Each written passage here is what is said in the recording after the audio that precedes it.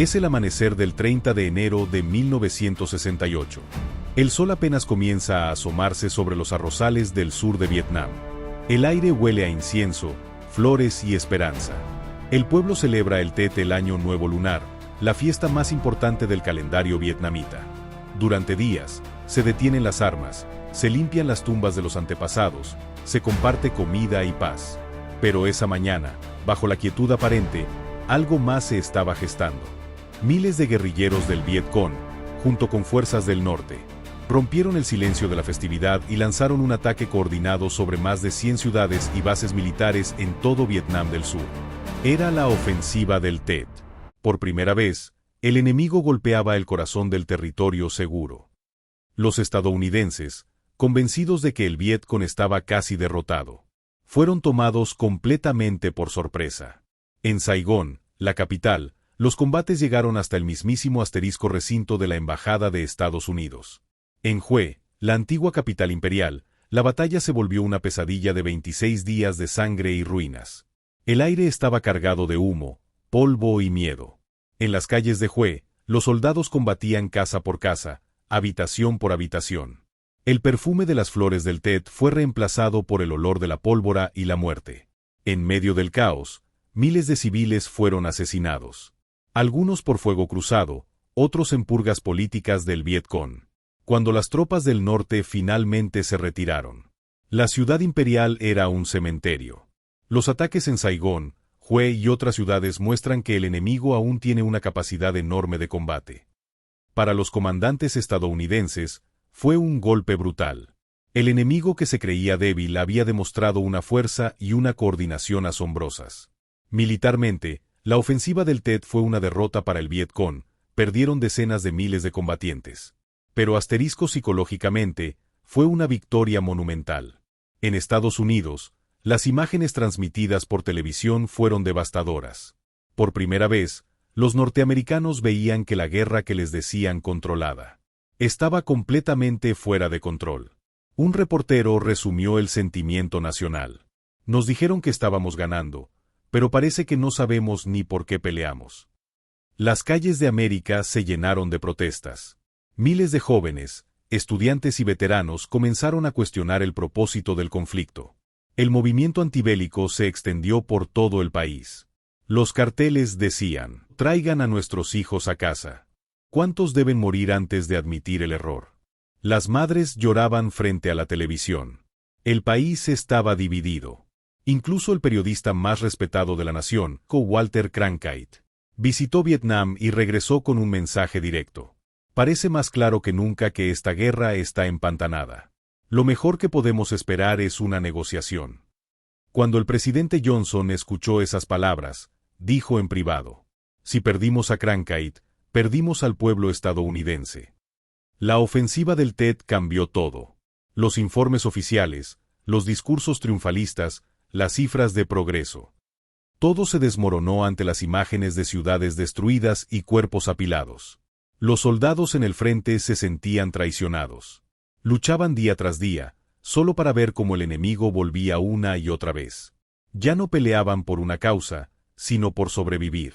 El 31 de marzo de 1968, el presidente Lyndon B. Johnson habló al país. Su voz temblaba. «No buscaré, ni aceptaré, la nominación de mi partido para otro mandato como presidente de los Estados Unidos». El hombre que había enviado 500,000 de soldados a Vietnam renunciaba al poder. La guerra había derrotado incluso al comandante en jefe. En Vietnam, el Tet dejó cicatrices imposibles de borrar. Ciudades enteras destruidas, familias rotas, generaciones marcadas.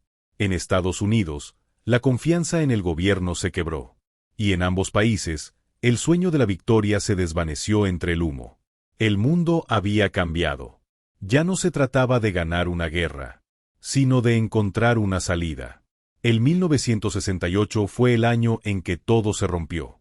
El año en que los ideales se enfrentaron con la realidad. Y el pueblo estadounidense descubrió que no siempre el más poderoso puede vencer. Pero lo peor aún estaba por llegar. Porque, tras el Tet, la guerra entraría en su etapa más oscura. La desesperación, las mentiras y la brutalidad sin sentido. El año es 1969. La guerra lleva ya más de una década. El presidente Lyndon B. Johnson ha renunciado, y el país está exhausto, dividido, desconfiado. En enero, un nuevo líder llega a la Casa Blanca, Richard Nixon. Un político frío, calculador, decidido a restaurar el orgullo americano, y a salir de Vietnam sin perder la cara. Pero la pregunta era, ¿cómo se sale de una pesadilla sin admitir la derrota? Nixon prometió paz con honor. Una frase ambigua que escondía un dilema mortal. Mientras hablaba de paz, las bombas seguían cayendo sobre Vietnam. La nueva estrategia se llamó vietnamización, entrenar al ejército del sur para que los estadounidenses pudieran retirarse gradualmente. Menos soldados americanos en combate, más armas, más apoyo aéreo, más dinero. Pero en el fondo, Nixon sabía que Vietnam del Sur no podría resistir solo. Así que mientras negociaba la paz, ampliaba la guerra. A espaldas del mundo, Nixon ordenó una serie de bombardeos secretos sobre Camboya y Laos, países oficialmente neutrales, donde el Viet contenía rutas de suministro. Las operaciones Menú, Breakfast, Lunch, Dinner, llevaban nombres de comidas, pero el menú era la muerte. Millones de toneladas de bombas fueron arrojadas en silencio, sin informar al Congreso ni al pueblo. Aldeas enteras desaparecieron del mapa. Era una guerra dentro de otra guerra. Mientras tanto, en Vietnam, los soldados estadounidenses habían perdido el rumbo moral. El enemigo era invisible, las órdenes eran confusas, y la línea entre el bien y el mal se había borrado. En marzo de 1968, aunque se supo hasta un año después, ocurrió uno de los episodios más oscuros de la historia militar estadounidense, la masacre de My Lai. Una compañía de soldados ingresó al pequeño poblado buscando guerrilleros del Viet Cong. No encontraron soldados enemigos. Solo campesinos, mujeres, ancianos, niños. Y sin embargo, durante 4 horas, el pueblo fue arrasado. Más de 500 civiles fueron asesinados brutalmente. My Lai no fue solo una masacre. Fue el reflejo de una guerra que había perdido su humanidad. En Estados Unidos, el fuego también ardía. Universidades en todo el país se convirtieron en campos de protesta. Los jóvenes marchaban con pancartas, los veteranos quemaban sus medallas, y los cantautores transformaban la rabia en himnos. Nixon intentó ignorar las manifestaciones. Pero la nación ya no creía. Cada muerte en Vietnam se sentía como una herida en casa. En 1970, la guerra se desbordó. Nixon anunció que las tropas estadounidenses habían cruzado la frontera de Camboya. Una decisión que encendió el país en llamas. El 4 de mayo, en la Universidad Estatal de Kent, una protesta estudiantil terminó en tragedia. La Guardia Nacional abrió fuego contra los manifestantes desarmados. 4 jóvenes murieron, 9 resultaron heridos. América estaba en guerra consigo misma. Mientras tanto, en Vietnam, la tierra, envenenada por el agente naranja, comenzaba a mostrar los efectos de un desastre silencioso. La guerra no solo mataba soldados, estaba matando el futuro. En septiembre de 1969, murió Ho Chi Minh, el hombre que había guiado la independencia de su pueblo por más de 30 años. Pero su legado era indestructible. Vietnam del Norte juró continuar la lucha hasta el final. Entre 1969 y 1970, la guerra de Vietnam ya no era una cruzada política. Era una herida abierta que se extendía desde los arrozales de Asia hasta las calles de Washington. Pero mientras unos buscaban la paz, otros aún creían que la victoria estaba al alcance. Y Nixon estaba dispuesto a todo, para no ser el presidente que perdió Vietnam. Los papeles del Pentágono y el rugido del infierno. A inicios de 1971, Estados Unidos vivía entre dos realidades. Una escrita en los discursos oficiales, y otra, manchada de sangre, en los campos de Vietnam.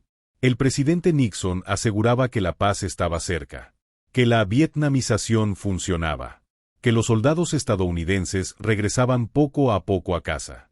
Pero tras esa imagen de control, se escondía una verdad oscura, tan peligrosa que podría destruir al gobierno entero. Su nombre era Daniel Ellsberg, analista militar y exfuncionario del Pentágono. Durante años, Ellsberg había leído miles de informes secretos, documentos que narraban la historia real del conflicto. Lo que descubrió fue devastador. 4 administraciones, desde Truman hasta Nixon, habían mentido sistemáticamente al pueblo estadounidense sobre la guerra en Vietnam. Promesas falsas de victoria, manipulación de cifras de bajas, bombardeos ilegales en países vecinos, y una guerra que, desde hacía años, los propios líderes sabían que Asterisco no podía ganarse. Ellsberg decidió actuar. Copió miles de páginas del estudio secreto del Departamento de Defensa y las entregó al asterisco New York Times. El 13 de junio de 1971, el diario publicó lo que el gobierno jamás quiso admitir: los papeles del Pentágono. Fue un terremoto político. Por primera vez, los ciudadanos vieron las mentiras que habían alimentado una guerra interminable.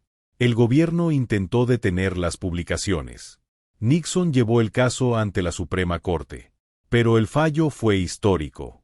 La prensa es libre para revelar la verdad. El poder había sido desafiado, y la confianza del pueblo, destruida para siempre. Las calles volvieron a llenarse de protestas. La juventud ya no creía en el sistema. Los soldados que regresaban del frente no eran recibidos como héroes, sino como símbolos de una guerra injusta. Algunos eran insultados. Otros se encerraban en el silencio, atormentados por lo que habían visto. Más de 250.000 hombres habían vuelto con heridas físicas o mentales. Muchos jamás pudieron dormir sin escuchar los gritos de la selva. Pero Nixon no se rendía. Si la prensa lo había traicionado, si el Congreso dudaba, entonces él actuaría solo. En 1972, ordenó la Operación Asterisco Linebacker, una campaña aérea masiva contra Vietnam del Norte. El cielo sobre Hanoi se convirtió en un infierno. Durante semanas, el país entero fue arrasado. Puentes, fábricas, hospitales, barrios enteros. Nada quedó en pie. Los vietnamitas llamaron a esos días las noches de Navidad, porque los bombardeos más feroces ocurrieron en diciembre, mientras el mundo celebraba la paz. Los misiles caían sobre templos y escuelas. Las alarmas sonaban sin cesar. La gente corría buscando refugio, sin saber que no había refugio posible. Aquí Radio Hanoi, seguimos resistiendo, seguimos vivos. Y aún así, Vietnam del Norte resistió. Ni las bombas, ni las amenazas, ni el hambre pudieron quebrar su voluntad. El líder ahora era Le Duc Tho, un negociador astuto y frío que enfrentaba a Henry Kissinger, asesor de seguridad nacional de Nixon. En París, las conversaciones de paz avanzaban y se estancaban. Un juego de ajedrez diplomático, en el que cada movimiento costaba miles de vidas. Kissinger decía: la paz está a la vista. Pero los soldados seguían cayendo. En 1972, Estados Unidos había perdido más de 50,000 hombres. La opinión pública estaba rota. Las familias divididas. El país ya no creía en sus líderes, ni en sus motivos, ni siquiera en sí mismo. Y sin embargo, Nixon logró lo impensable. Fue reelegido presidente en noviembre de ese mismo año. Una victoria política, pero una derrota moral. El mundo observaba con incredulidad, como un país que hablaba de libertad. Seguía bombardeando sin piedad a un pueblo que solo quería vivir. Entre 1971 y 1972, la guerra se transformó en su propia sombra. Las mentiras del poder fueron expuestas. La fe del pueblo, destruida. Y Vietnam, un territorio fantasma, donde la esperanza se desvanecía entre el fuego y el barro.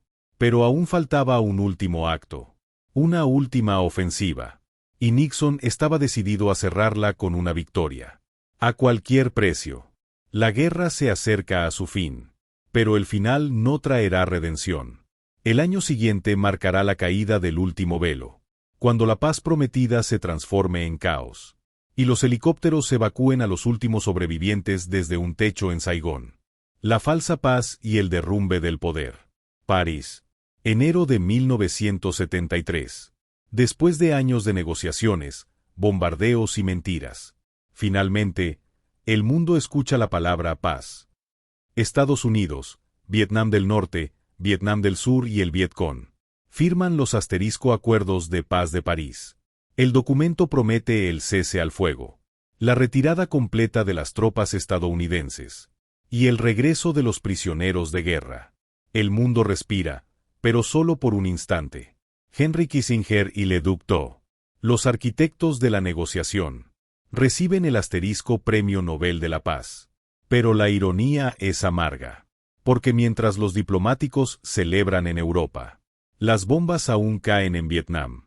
El alto al fuego nunca se cumplió realmente.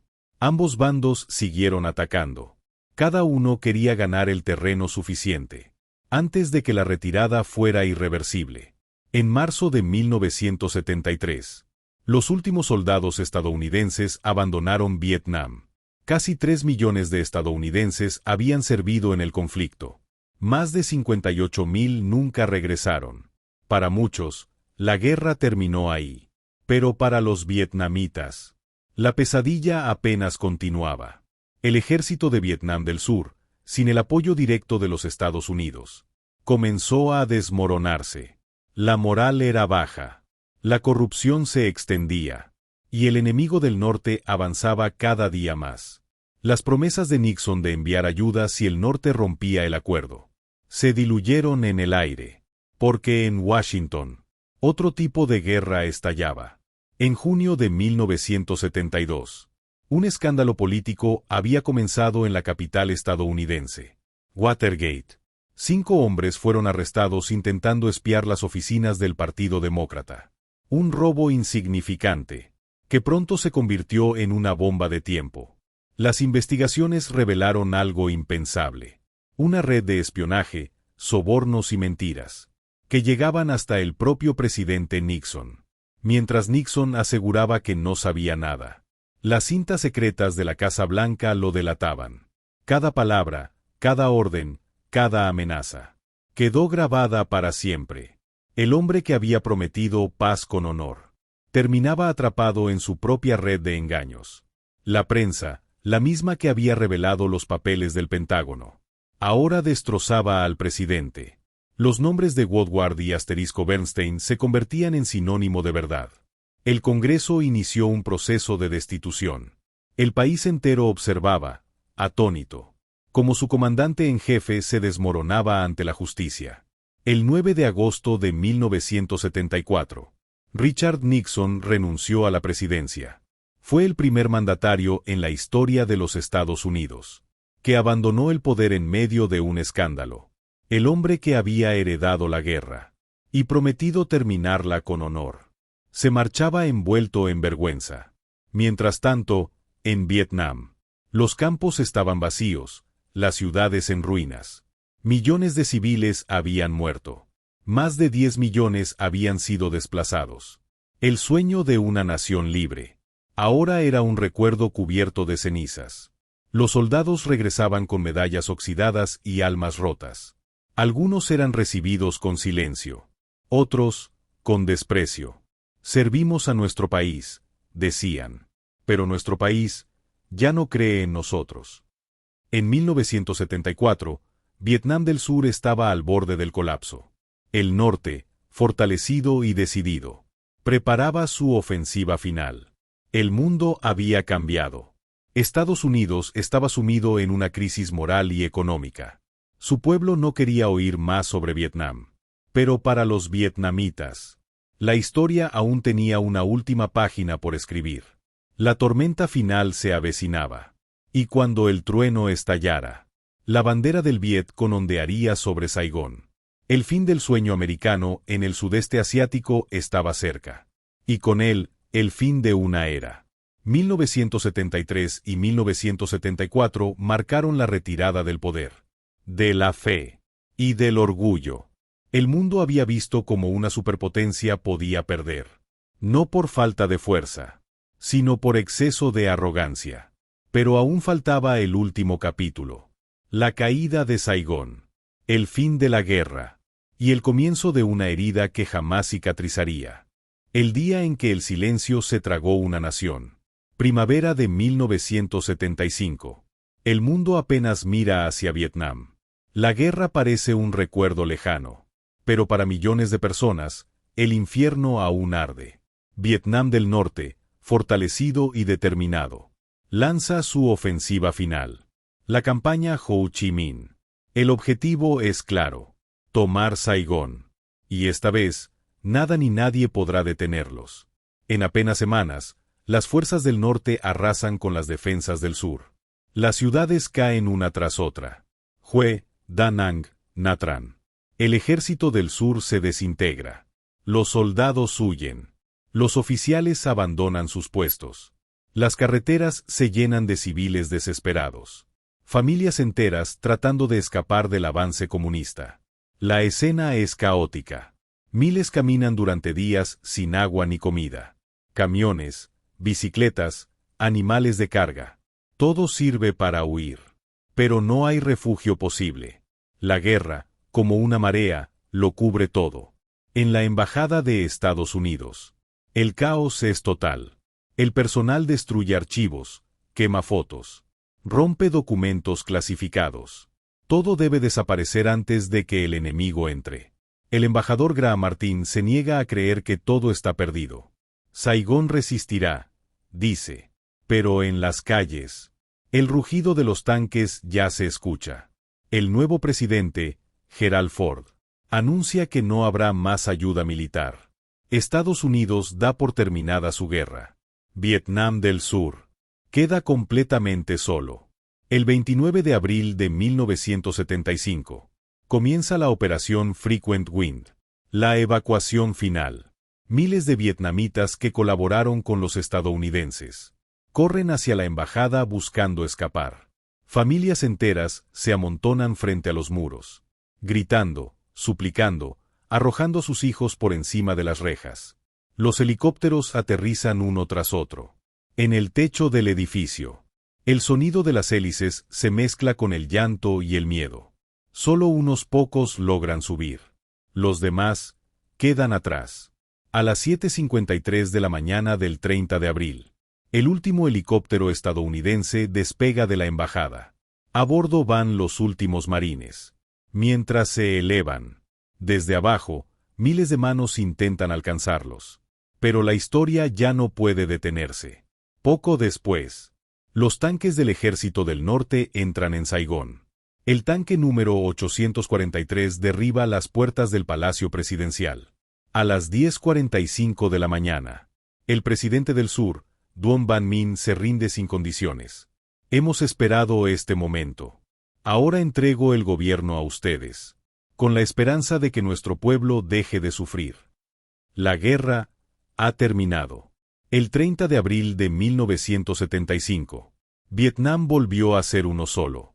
Pero la reunificación trajo tanto dolor como esperanza.